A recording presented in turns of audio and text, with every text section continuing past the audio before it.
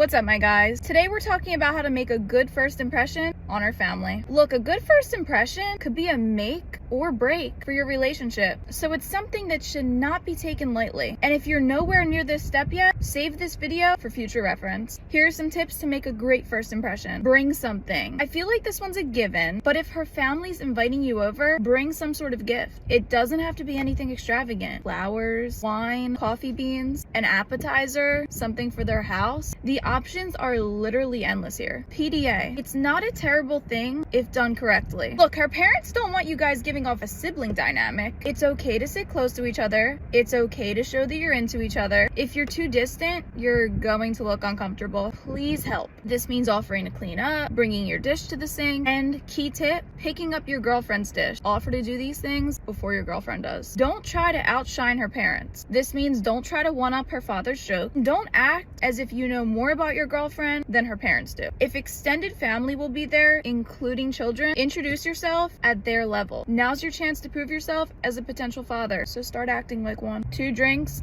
maximum. I don't care how great your tolerance is. Ask questions. Ask her parents how they met. Ask them funny questions about your girlfriend. Don't sit back during conversation. Take part in them. Although you're an outsider, don't act like one. And lastly, say thank you. Enough said.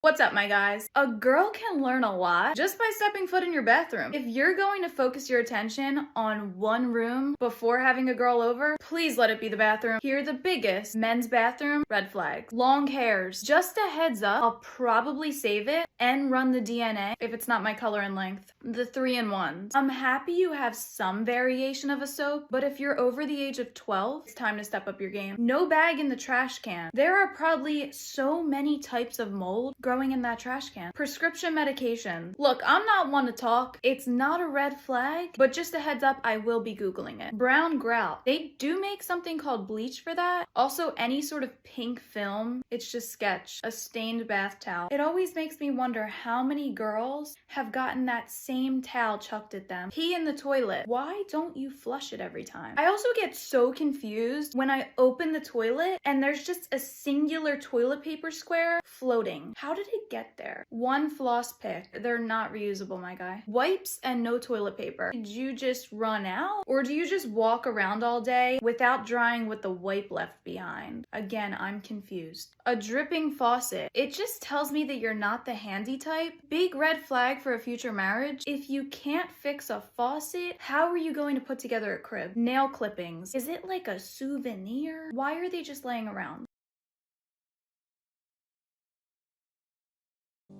Making your home modern and beautiful is easier than you think with 50/50 RGB SMD strip lights. Bright, uniform, ambient lighting for anywhere in your room. Use exactly the length you need thanks to the cuttable design. Waterproof properties and the use of double copper make them durable and long-lasting in all conditions. Change the colors, effects, and brightness of the lights thanks to the wireless remote or the app on your phone. Change the look of your home. Order now. What's up, my guys? Summer's approaching, so obviously I have a lot to say. Here are the men's shoes that need to be banned from summer of 2022. Toms. These shouldn't even exist. I couldn't be any less attracted to you right now. Crocs. I don't give a flying fuck if they have different modes. I'll never understand the hype. No girl is taking you seriously. You probably have dirty toenails and your bed sheets are most definitely crusty. Jesus sandals. This is disgusting. Your idea of a fun day is packing up the family in your minivan and heading off to LL Bean for a shopping spree. It's not for me. Flip-flops. Dudes have the palest feet, so that's the first turn off. And second of all, the sound of a man click-clacking down the hallway literally emasculates you so much, I don't understand why you think it's cute. Vans. Unless you're a struggling musician, willingly unemployed, or 12, you shouldn't be rocking these. Anything square-toed, it looks so cheap. What's up, my guys? Now, the question I most commonly get asked is, how do I get her back? Well, listen, if you haven't heard of it, you need to be utilizing the no contact rule. When there's a breakup, the breakup happened for a reason. Either you were all constantly arguing, one person realized they lost feelings. No matter what the case is, if you want this person back, or if you want to just figure out how to get over them, you need to put this rule in place. The no contact rule does 3 important things. Number 1, it sets a standard. You might have let this person walk all over you. Now, when you start utilizing the no contact rule and fully abide by it, you're showing this person that you are no longer willing to be walked all over. You have standards. And if you're following those standards, it shows a greater level of self-respect. Number 2, it gives you your me time. Now, you may be utilizing the no contact rule as a form of playing hard to get. I know I've done that before. But in the process, you may see that you actually like life better without the distraction of that other person, and that their presence was not what kept you going every day. When 2 people start living lives on their own, they're going to both fall into healthier habits and not be as codependent. And lastly, it eliminates the back and forth. The worst thing to do while going through a breakup is to maintain communication. It's okay to be friendly with your ex eventually, but when you're constantly being friendly with them, you're not giving each other a chance to move on. And moving on doesn't necessarily mean moving on forever, but you need to cut that communication in order to reflect and possibly come back stronger. Maintaining that communication is just leaving the door open for more arguments, more headaches, and more jealousy. Knowing what that person is constantly doing is only going to bring you more stress. Now, I get that sticking to the no contact rule is literally hell. I've tried it and I failed at it multiple times. But take it day by day and realize that each day of doing the no contact rule is a huge accomplishment. And yes,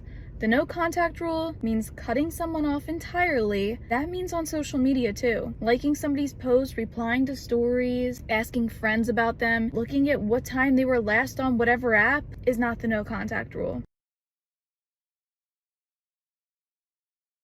What's up, my guys? I'm back after a 5-day hiatus and I'm ready to complain. Now, I just want to preface this with I love men. I've built a career because of, well, men. But here are the things you do that make me cringe. First off, if you use this emoji, you're creepy and desperate. And I'm definitely not coming back to your place. Do better. Next, if your shirt is pilled, you know those little balls that look like fuzzies? Get a depillifier thing on Amazon. It takes like 2 seconds to get rid of them and you won't look like a hobo. Men that cross their legs, men that are afraid to take up space, it's a red flag, I'm sorry. Accidentally texting the wrong number, it's not a thing. It's kind of like saying your dog ate your homework. Mustaches. Talking about how you're cutting or bulking, I truly don't care. Guys that don't know how to say hello to their friends' girlfriends, it's always such an awkward interaction. I just don't understand why. Pants that are too long, instant turnoff.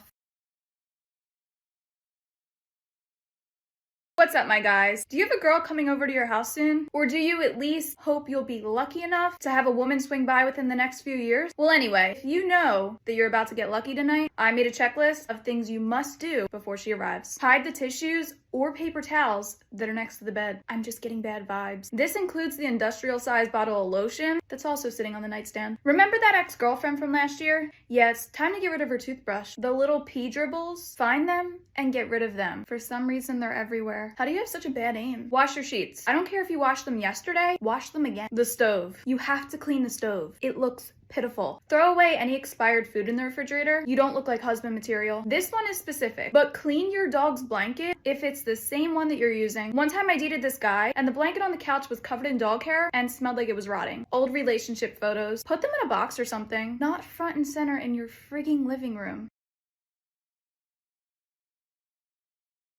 What's up, my guys? If you landed here, you're probably struggling in the dating world. Well, here are 5 tips to help you improve your chances. Number 1, get on the phone. Texting is like a hamster wheel. You're not getting to know anyone better by doing it, and it's not going to make them want you more. If a guy doesn't have the balls to call me, I'll find someone that can. Number 2, go shopping. I'm not telling you to invest in a new wardrobe, but getting a few essentials that you feel comfortable in will boost your confidence more than you might think. And at least it won't be the same sweatshirt that your ex used to wear. Number 3, of course, ask about her, but it's okay to talk about yourself. You're not being egotistical. And trust me, she doesn't want to do all the talking. This one's important. Force yourself to talk to somebody that's not your type. Not saying this person's going to be the one, but associating with people out of your typical realm may help you discover what is actually important to you. Don't make excuses for red flags. You're just wasting your time. Never date somebody because of their potential.